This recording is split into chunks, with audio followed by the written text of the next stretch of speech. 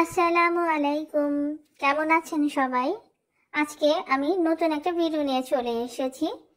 আজকে আমি যেটা দেখাচ্ছি এটি হচ্ছে সৌদি আরবের জেদ্দা এয়ারপোর্ট। এয়ারপোর্টটি খুব সুন্দর এবং বড়।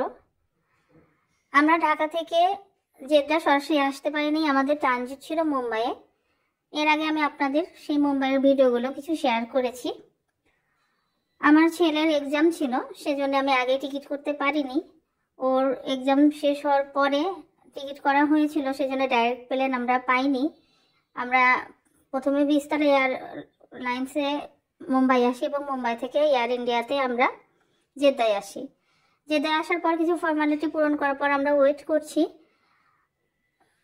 কোম্পানির গাড়ির জন্য, কিন্তু কোম্পানির গাড়ি আসতে দেরি হওয়ার জন্য আমাদের প্রাইভেট কারে করে আমরা মক্কায় চলে আসি এবং রাতের যে জেদ্দার সৌন্দর্য সেগুলো খুব সুন্দর উপভোগ করি।